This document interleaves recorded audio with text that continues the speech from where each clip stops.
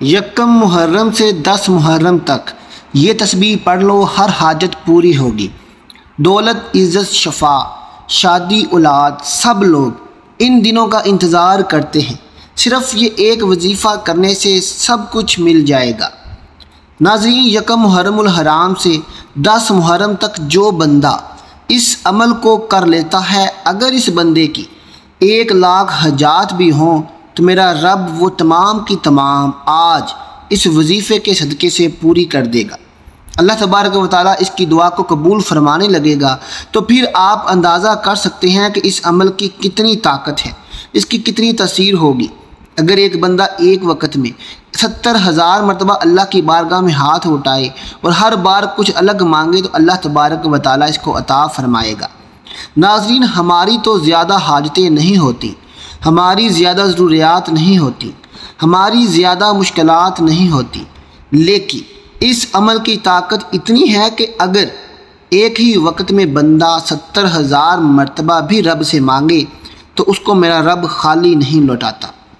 کیونکہ یہ مہینہ، جس مہینے کے اندر آپ کو یہ عمل میں بتانے جا رہا ہوں، یہ مہینہ بڑی برکت والا ہے، یہ مہینہ بڑی شان والا ہے۔ اس مہینے کی اپنی رحمتیں، برکتیں ہیں، کیونکہ اس مہینے کے بارے میں آقا علیہ الصلوۃ والسلام نے فرمایا کہ اس مہینے سے محبت میں کرتا ہوں، یہ میرا مہینہ ہے۔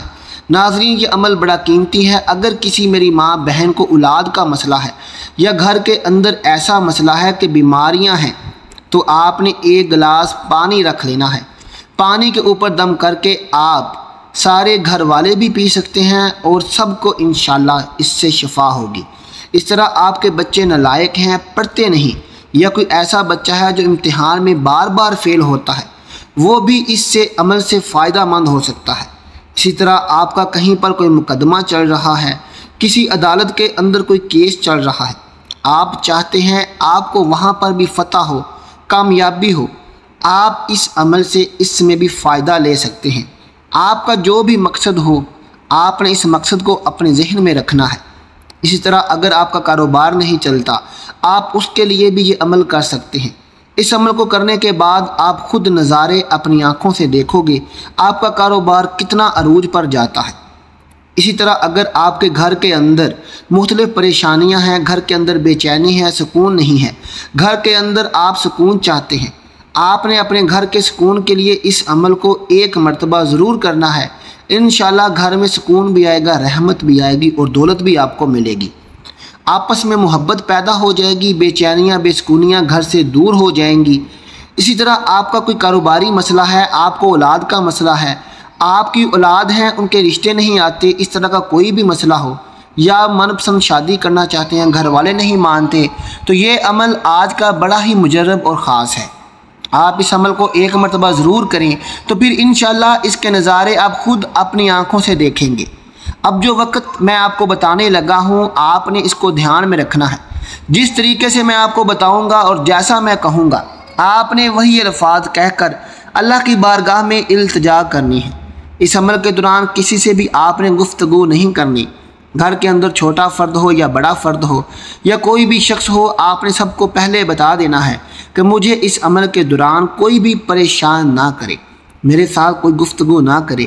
آپ کوشش کریں کسی کو بتائے بغیر کسی تنہائی والی جگہ پر بیٹھ کر اس عمل کو کریں، تاکہ اس کا زیادہ سے زیادہ آپ فائدہ حاصل کر سکیں۔ پیارے دوستو، اب جان لیتے ہیں کہ آپ نے یہ عمل کیسے کرنا ہے، لیکن اس سے پہلے آپ سے گزارش ہے کہ آپ نے اگر میرے چینل کو ابھی تک سبسکرائب نہیں کیا تو ایسی اچھی اسلامک ویڈیوز اور ایسے ہی اچھے اسلامک وظائف جاننے کے لیے میرے چینل کو سبسکرائب کر لیں۔ اب عمل کیا ہے؟ یکم محرم سے لے کر 10 محرم تک کسی بھی دن، کسی بھی نماز کے بعد آپ کو جب جیسے جہاں بھی وقت مل جائے، باوضو مصلی پر بیٹھ کر آپ نے سب سے پہلے نبی کریم کی ذات اقدس پر درود پاک پڑھنا ہے۔ درود پاک آپ کوئی سا بھی پڑھ سکتے ہیں، آپ صلی اللہ علی محمد پڑھ لیں، صلی اللہ علیہ وسلم پڑھ لیں، یا نماز والا درود ابراہیمی پڑھ لیں۔ جو بھی درود پاک آپ کو آسان لگتا ہو وہ درود پاک آپ پڑھ سکتے ہیں۔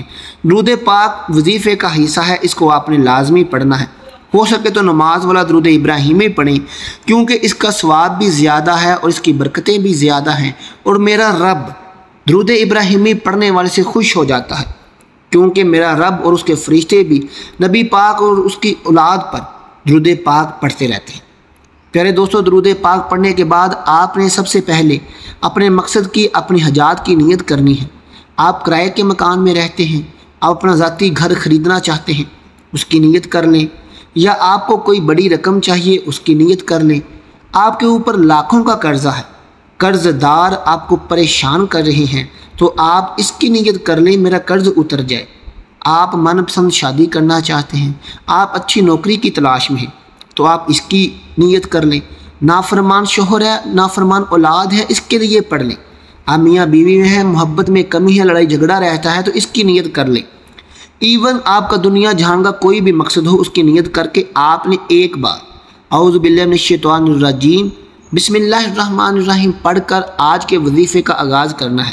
اور پہلے نمبر پر جو وظیفہ آپ نے پڑھنا ہے وہ وظیفہ اللہ اکبر کا وظیفہ ہے۔ اللہ اکبر کا مطلب ہے اللہ سب سے بڑا ہے۔ اس کائنات کو جس نے تخلیق کیا، اسی نے سب جاندار کو پیدا کیا اور وہی رزق دیتا ہے۔ آپ نے اللہ اکبر کا ذکر کر کے اللہ سے مانگنا ہے، اس سے آپ کا کنیکشن رب سے ڈائریکٹ ہو جائے گا۔ اللہ اکبر کو کیسے پڑھنا ہے توجہ سے سنیے گا۔ اللہ اکبر 1 ہو گیا، اللہ اکبر 2 ہو گیا، اللہ اکبر 3 ہو گیا۔ کتنی تعداد میں پڑھنا ہے؟ اللہ اکبر کو آپ نے ہاتھ کی انگلیوں پر یا تسبیح کے دانوں پر صرف اور صرف آپ لوگوں نے آج 11 مرتبہ پڑھنا ہے۔ اس کے بعد دوسرے نمبر پر آپ نے کون سا وظیفہ پڑھنا ہے؟ دوستو، اب آپ نے آج دوسرے نمبر پر سورہ اخلاص پڑھنی ہے۔ سورہ اخلاص رب کی وحدانیت کو بیان کرتی ہے، اور ایک بار سورہ اخلاص پڑھنے سے قرآن مجید کے 10 پاروں کا ثواب ملتا ہے، اور 3 بار سورہ اخلاص پڑھنے سے مکمل قرآن مجید پڑھنے کا ثواب ملتا ہے۔ اس لیے آپ نے آج دوسرے نمبر پر سورہ اخلاص پڑھنی ہے۔ سورہ اخلاص کی ایک بار تلاوت سماعت فرما لیں۔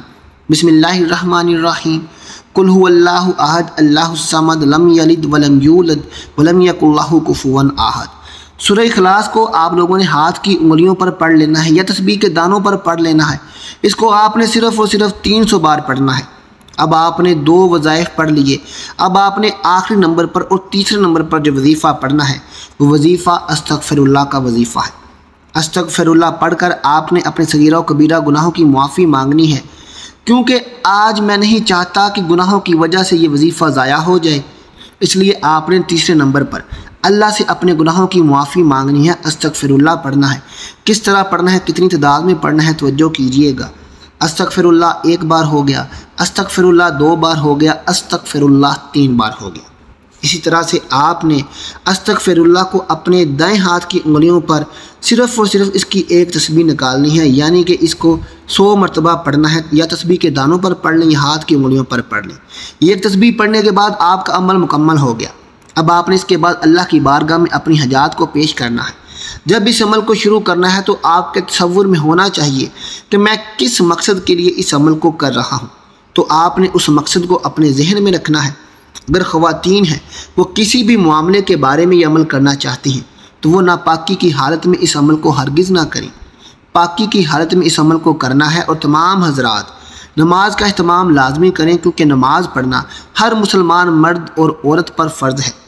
پیارے دوستو، آپ لوگ 1 محرم سے لے کر 10 محرم تک کسی بھی دن جب آپ کو وقت مل جائے، جب آپ کو ٹائم لگے، آپ نے اس وظیفے کو لازمی کرنا ہے۔